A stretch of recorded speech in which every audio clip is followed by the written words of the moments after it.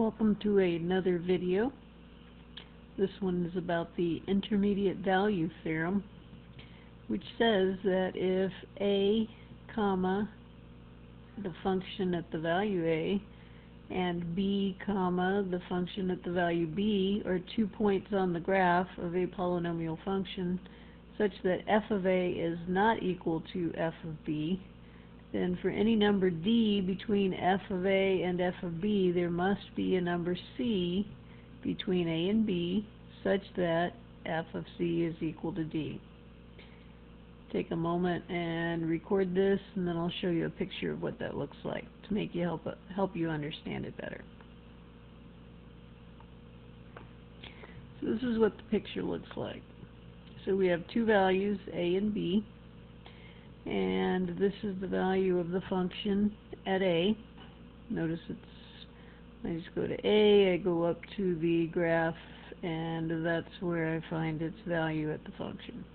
Then I go to b, go up to the curve, and that's where I find the value of the function at f of b. So the intermediate value theorem tells us that as long as f of a is not equal to f of b, you can see that they're two different points, so they're not equal. Then for some number d that is between the value of f of a and the value of f of b, so here's d, notice it's between the two of them, then there must be some number c that's between a and b, here's c between a and b, such that the value of the function at c is equal to d. Notice that d is that same point for the value of the function at c. So the intermediate value theorem says that we're going to find a point between these 2 points on the graph. Go ahead and pause and put this graph onto your notes. So right now you may be wondering, how do I use this to help me with a mathematical problem? So let's go ahead and look at an example of how to use the intermediate value theorem. Okay, first off, let's start out by recognizing that x cubed minus x squared plus 1 is not factorable. If you tried to factor out, they have nothing in common, and so because it's not factorable, I can't use that to find my zeros, so I'm trying to approximate a real zero for this one. Now, over here, basically what the intermediate value theorem is telling me is that if you can find a value for x which is equal to a, at which f of a is positive, and a value of x equal to b where f of b is negative, then somewhere between those two values, a and b, there has to be one real zero. Looking at this graphically, it would look something like this. If I have a graph that looks like this, then this value, wherever it's at,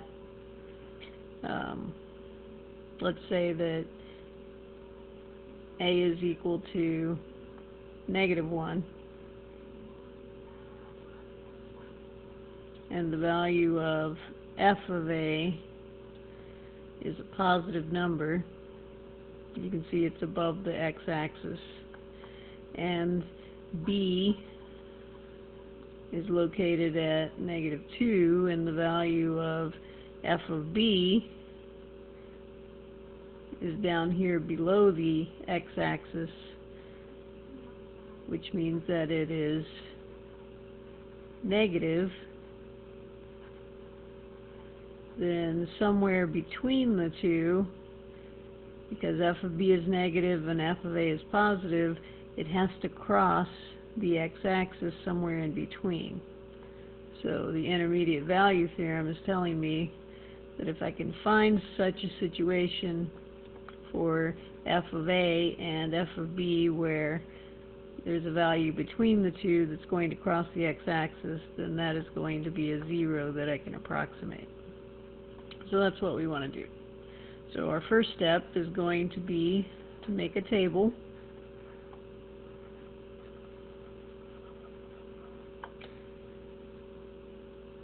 where we compute a few function values.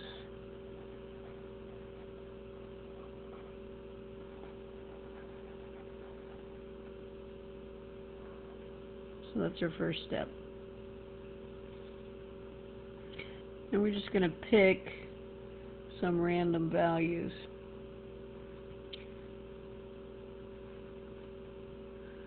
So, making a table of some x values, just choosing general ones that we usually choose, -2, -1, 0, and 1. If I plug them into my function, x cubed minus x squared plus 1, just plugging them in one at a time, -2 cubed is -8 minus -2 squared, that's a -4, so -8 minus a -4, or just -4 plus 1, I get -11 for the value of the function at -2. For the value of the function at -1, -1 cubed minus -1 squared plus 1. If I work that out, I get -1. Plugging in 0, 0 cubed minus 0 squared plus 1. I get the value of the function at 0 is +1. And then last but not least, 1 cubed minus 1 squared plus 1. I get the value 1. Notice that between -1 and 0, I went from a negative value to a positive value. So when I go from negative to positive, that means that I had to cross the x-axis somewhere between -1 and 0 for my x values. So if I cross the x-axis, that means that I have a real 0, because remember, a 0 is where it crosses the x-axis. So pause and copy this down in your notes, and then we'll finish up how to find that particular 0. Alright, so again, in my table, because between the points for x, -1 and 0, I went from negative to positive for my y values. I crossed to the x-axis, which means I have a real 0 somewhere between x equals -1 and x equals 0. So what you're going to do now is you're going to break down the interval between -1 and 0 into tenths. And using these particular numbers, you're going to make a new table using these particular x values. So making a new table, numbers between -1 and 0 would be -0.9, -0.8, -0.7, -0.6, etc., all the way to 0. You're going to plug these numbers in just like we did up above, plug them into the same equation, which was x cubed minus x squared plus 1. You're going to substitute them in, and you are going to figure out what your new values for y are in the chart.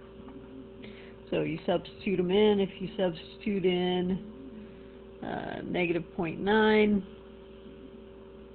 you're going to get, so when I plug in -0.9, into the function, I get negative 0.539.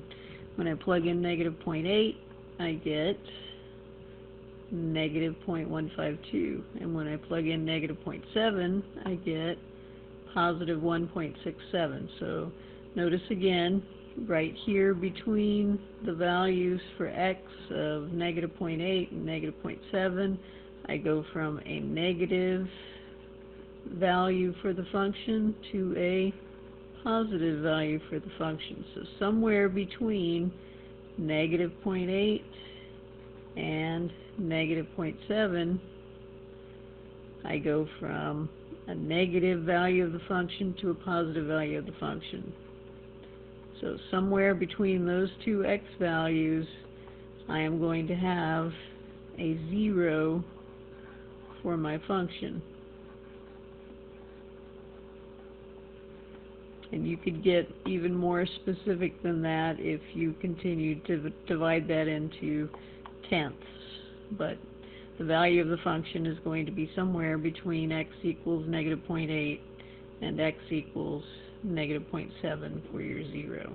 And that's how you use the intermediate value theorem to locate that type of 0 if it's not a whole number value.